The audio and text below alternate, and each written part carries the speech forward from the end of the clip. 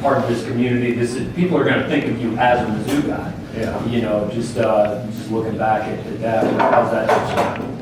Well, it's kind of neat to stay here. I mean, I like to live in Columbia. I have all my friends. The trouble is that coaching is there's so many times you move, and I wasn't the one that moved 7 or 8 times.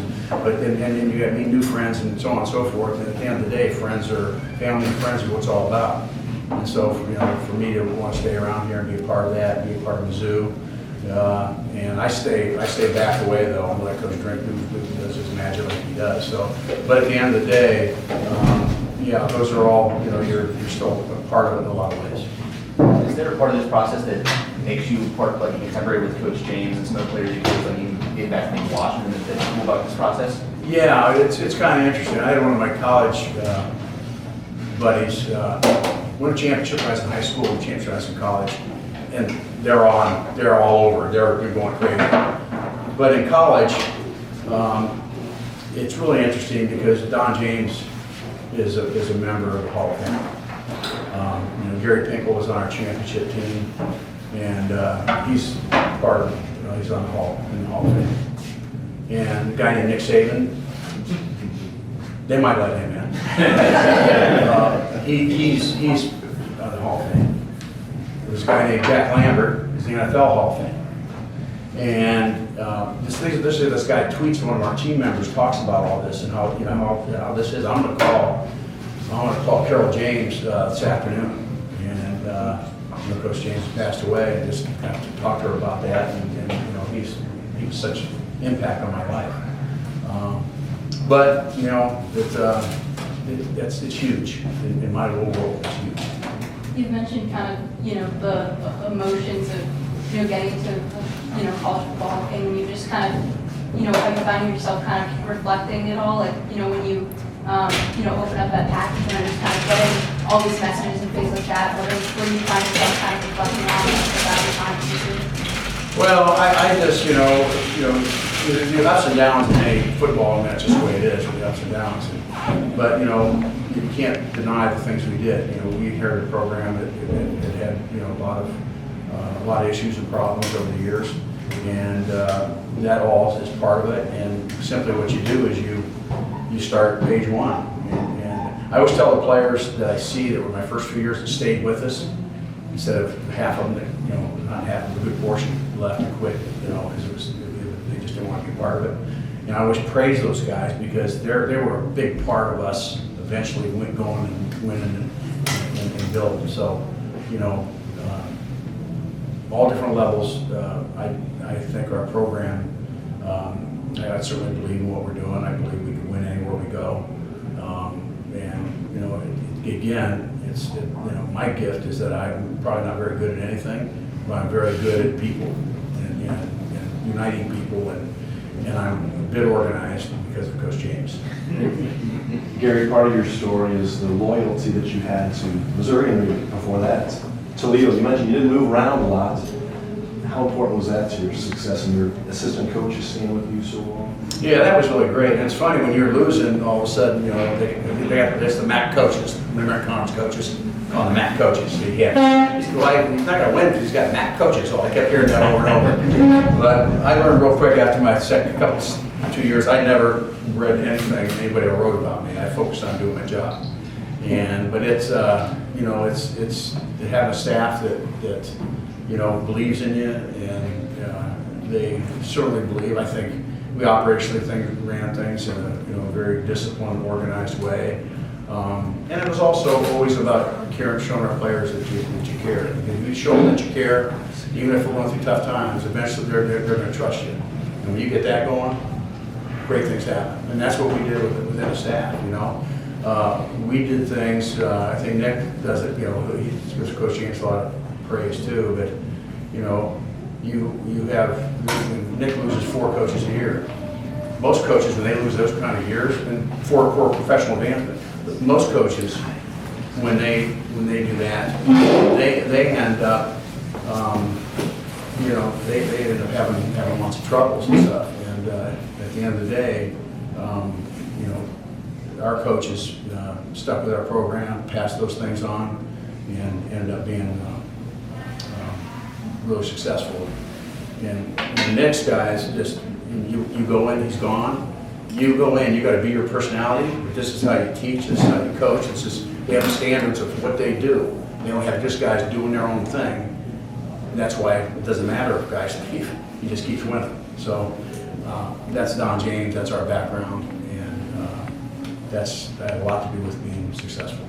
Other than Missy, who was the first person you called after you found out? Gosh, I don't know, I was such a wreck. I was such a wreck, I don't know. Who it was? I called all three of my kids. Right away. First thing I did is call all three of my kids. And, you know, and I was emotionally, that whole day, I mean, every 20 minutes, I was tears coming down. I don't know, so don't tell anybody about that.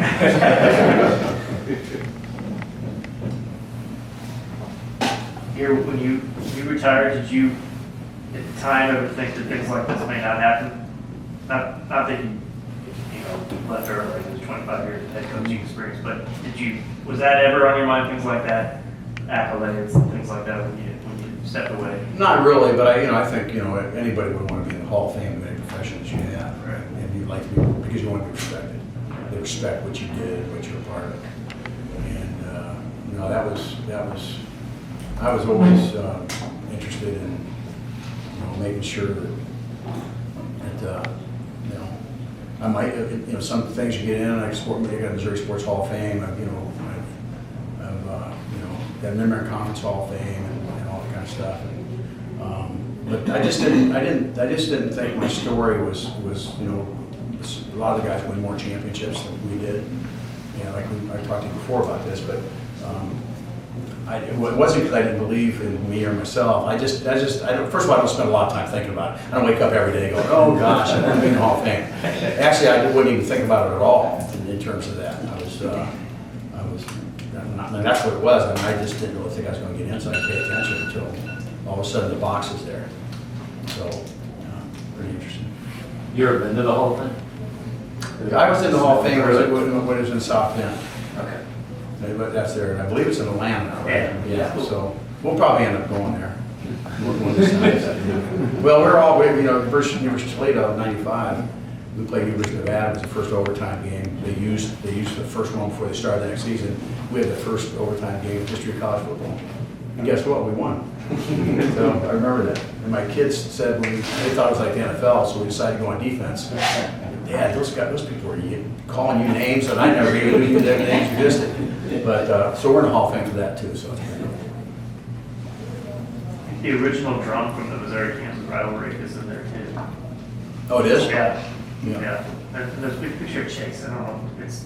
I think it's about the 07 game. Yeah, probably. Yeah, it was cool. It's hard to pick out games. That's a game that you can get in conversation with anything.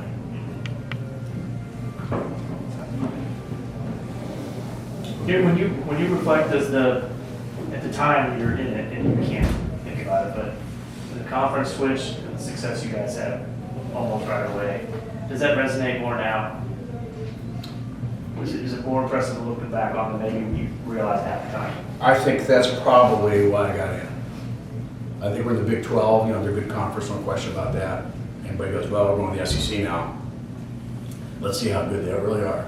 And then we had 13, 14, 2 back-to-back, ended up 5th in the nation, I think 17 or something. And then all of a sudden, said, wow. That I think was a real indicator of how high level our program really is. And I think that probably, having that success back-to-back, probably got us over the hump, just because the SEC is so well respected. And after that first season, we need to get things cranked up a little bit. So.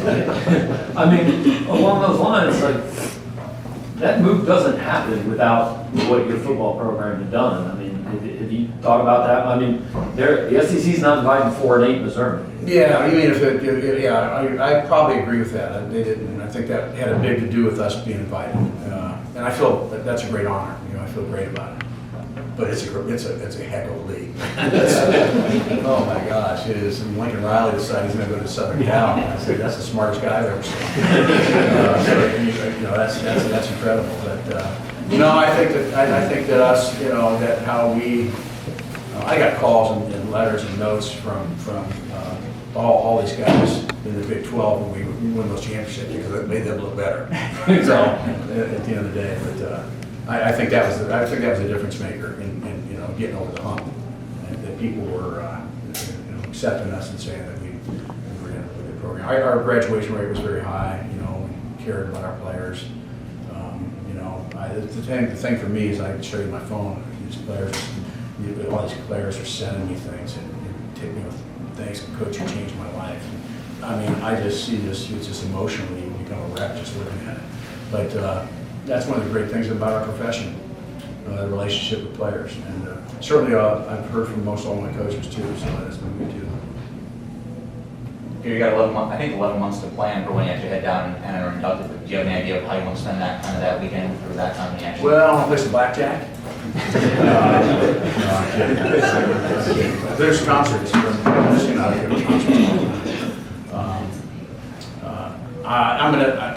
hope and I think I'm gonna have a lot of people there, friends. That's what I want, so we can spend time together and I've been to those, a couple of them in New York City, and they're really incredible, and I think this will be a really awesome experience and a kind of very moving moment in my life. Pretty crazy. My daughter Erin is back here. Erin, can I introduce you real quick? You guys don't miss him. Josh is here too. Huh? Josh. Josh? Okay. Any of the granddaughters here? They had school. Sorry. What's that? I got 3 kids there in Sedalia, 3 grandkids, and two in Kansas City. So we got right now 7 in everybody. You touched on it a little bit, but if you could kind of sum up what you feel like your legacy was from your era at Mizzou, what would you say? I don't know.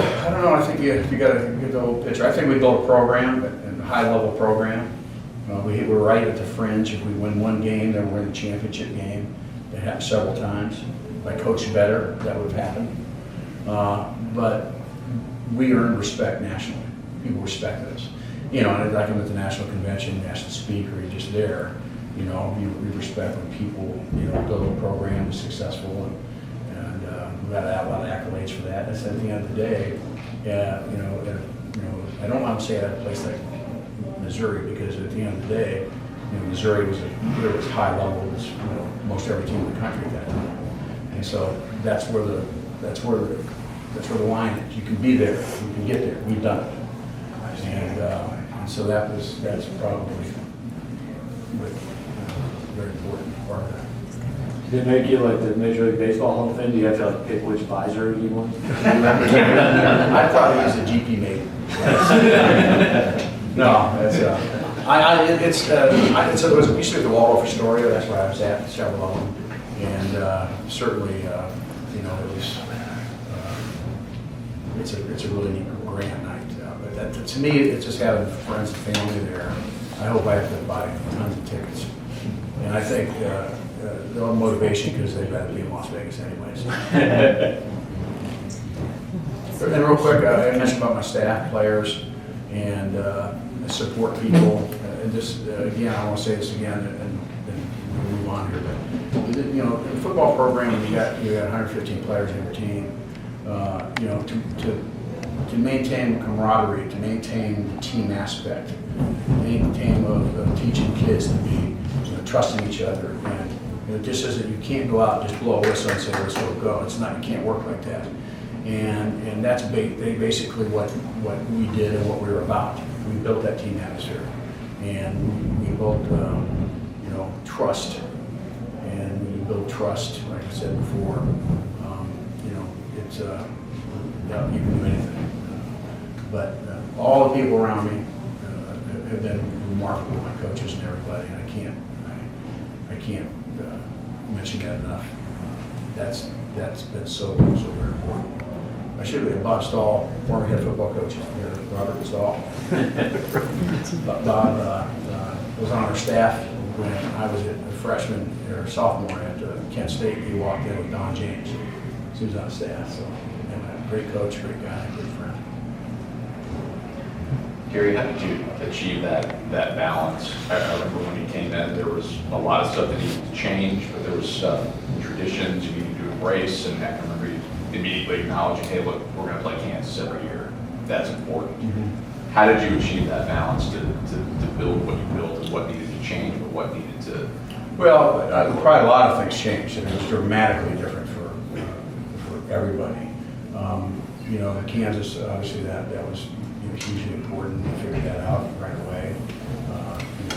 We created that, but our whole approach is systems. Okay, you know, systems within our organization, and it's player development: stronger, faster, quicker, mentally tougher. I can go on and on for 2 hours to talk about that. You know, another symptom is, you know, our organization, how we practice. Another one is how we academic responsibilities. Okay.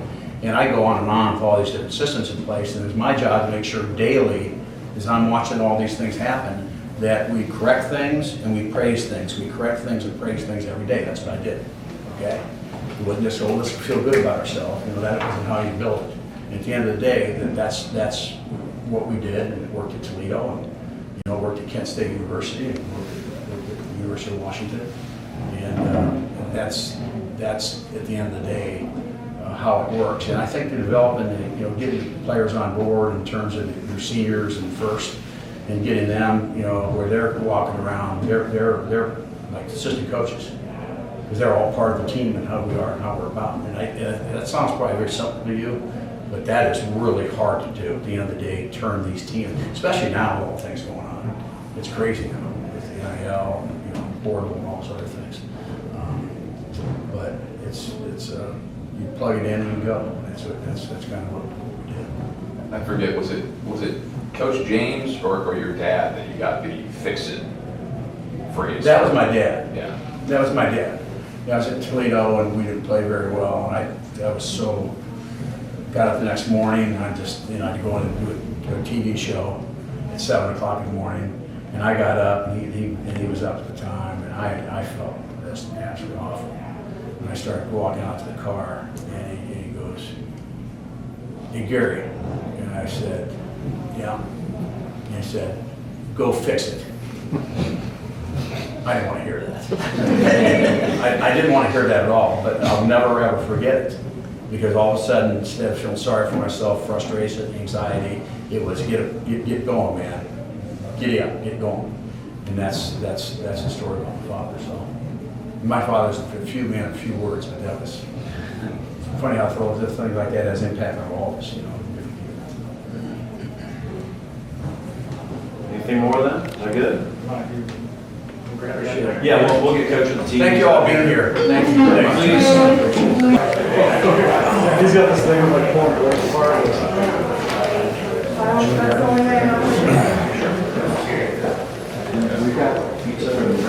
Thank you. Coach, how about just, excuse me, sharing how special this is, this honor, and what it means to you? Well, you know, it's something that you really don't think about. You know, you got a chance to think about it if you have success, and if the more success you have, the better chance you have. But I wasn't so sure I'd get in. I didn't really know. Everybody's story is a little bit different. But at the end of the day, it was very, very emotional when I found out last Thursday morning that I was going to be in the Hall of Fame, College Football Hall of Fame. And being emotional is probably an understatement. I was, you know, I asked my wife Missy, I was kind of a wreck for the whole day, here in and out. And but it's kind of set in, and I'm just certainly honored, and we're looking forward to December when we all get together. Coach, can you retell the story of how you found out with the box out front? Yeah, it's real quickly. I had a box in front of my front door, and I forgot to get it. Got up the next morning, went to work out, came back, and I grabbed the box, took it in, and my wife Missy went in to get a shower. I opened it up, and there's a football in it. I get people send me footballs. I shouldn't say this. sent me footballs, and I signed them and I sent it back. Okay, so that's what I thought it was. There was a letter on top, and there was a card that basically told the history of college football. Started in 1889. 5.9 million players and coaches.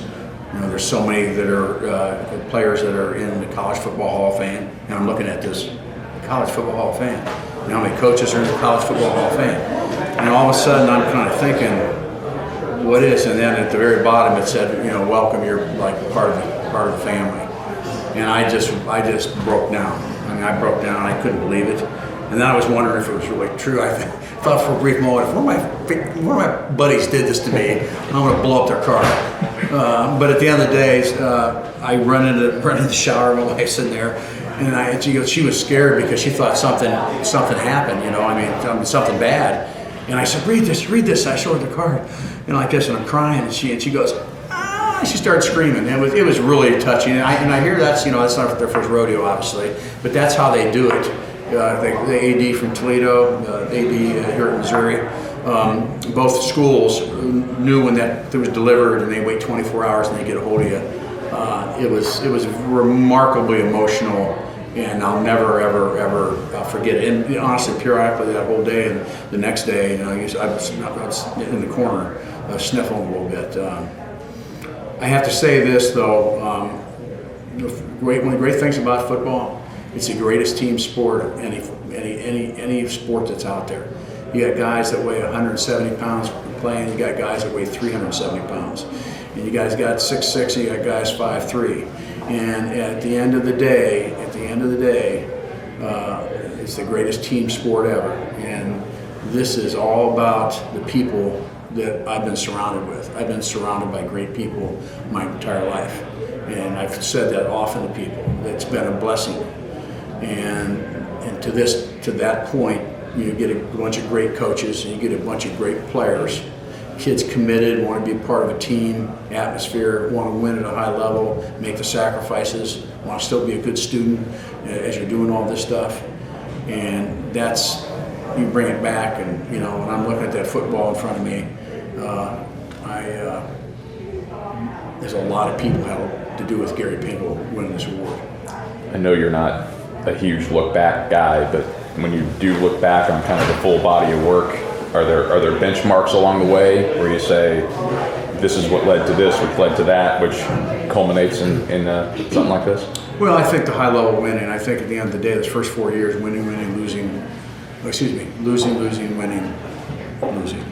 They won one game in 4 years.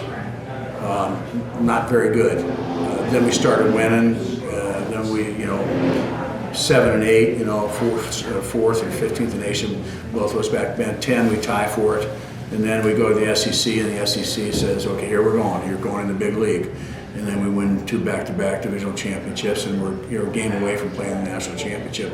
I think those are the things that just kind of go. If you take the first 4 years out, it's pretty incredible what happened.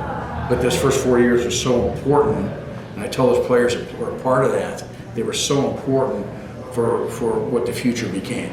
And they helped mold, even though they're going to be here a few years before we became that we were, they helped mold and develop this team atmosphere that we have at Mizzou. And it's by the end of the day, it obviously worked. You talked about how you weren't sure if you were going to make it in because you have a different story from a lot of other people. Can you elaborate what you meant by that? What's your different story? Well, I've had a program with 2 winning seasons, 17 years, and so that's why all my buddies, coaching buddies, said, "What are you doing?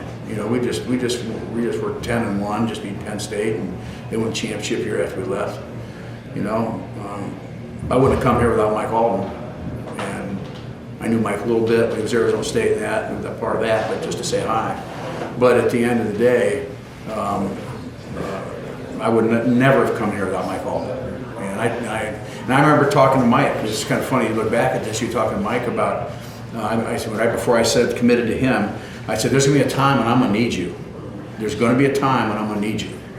Well, losing, winning, and then we thought we were going to take off, and we went back to losing. And I met with him the next morning, which we did always try to get together the day after the season's over. And I looked at Mike and I said, Mike, I said, remember that little conversation we had? Just in case he was thinking of firing me. I thought I'd set it up a little bit better. But true story. And I said, I need you now. And he didn't. He asked me about staff. And I said, our staff's great. And a lot of coaches get rid of, a lot of head coaches get rid of staff to make it look like they're making changes. I would never do that, you know, unless it's worthy. Then we finally started going like this, historically. And you take that apart, and we won at a very, very high level. We are at the top 10, 15 winning for 8, 7, 9 years in a while in the country. Don't know the exact stats, but at the end of the day, that's, you know, kind of how we did it. How much pride do you take in, you kind of mentioned this in your story, that every day, the responsibility, the day in, day out, the stuff that's not super glamorous, is that a big part of the pride you have in this accomplishment, that was recognized? Yeah, that's my back. That's Don James, though. You know, that's Don James who, you know, who's in the Hall of Fame. You know, Nick Saban's, you know, going to be in the Hall of Fame. You know, you know, he talks about Coach James all the time. You know, the systems approach and how you do it. You focus on making sure that you daily make sure all levels of your program, all the systems in your program are being critiqued, are being praised, just to keep making them better and better and better and better. That's what my job was. That's basically what it was. Coordinators had theirs within that, other coaches had theirs, the seniors had their responsibility, and at the end of the day, that's how you get it done. You just don't go in and, well, I hope we do this. You help develop all these teams with a plan in place all the time. It was never just shoot from the hip, and we never believed in that, and I knew it was going to work. I just hoped I could stay here long enough to make it happen, you know, and that's where, you know, Mike says, no, we're full go here, don't have to worry about it. But how special is it to you that has been recognized, that approach has been recognized by the Hall of Fame? Yeah, it has been, and I feel real good about that. I didn't know if it was going to be. At the end of the day, I didn't know. And if you look at the story we talked about, the first 4 years, what it was like, and then kind of how we went like this, and we switched leagues, and I think obviously switching the SEC and doing well in the SEC, you know, back-to-back divisional championships, that was huge. That was huge. That maybe is the difference of why we got in. I really think. If I say the Big 12, we would have. And no disrespect, I don't know. But when you jump to that league, by the way, it's a great league. When you jump to that league and you can have the success we did, I think that maybe it stamped it. If you look back at it. How much pride do you take in turning this program around and turning the expectations every year into something that fans, you know, expect to win, and that's because of you? Yeah, it was great. It was kind of fun to see the fans change. You know, when I first got here, I mean, it was kind of interesting to see that, and I got to praise my coaches, assistant coaches, and my players. They're the ones that they became Missouri Tigers, and this is how we are, and this is what we do. We don't debate it. We don't talk about this as responsibilities. This is developing leadership. This is developing a great teammate. This is, I go on and on and on, all these things. And constantly you're building those things to make your program go at a high level. So I'm certainly honored. I think it's great now. The facilities are so good right now. It's a great for Coach Drake and his staff. Our facilities, and we're going to build an indoor facility now. And, they're a little bit different when I was here. But with Mike Alden, we started building, doing a lot of things. And he kind of passed the baton on, and they've done a great job. So a lot of good things are in place, and recruiting well in the state of Missouri is very hugely important. We're doing great things there too. But at the end of the day, it's JWB, just win, baby, because that's what we have to do. How do you summarize your legacy at Mizzou?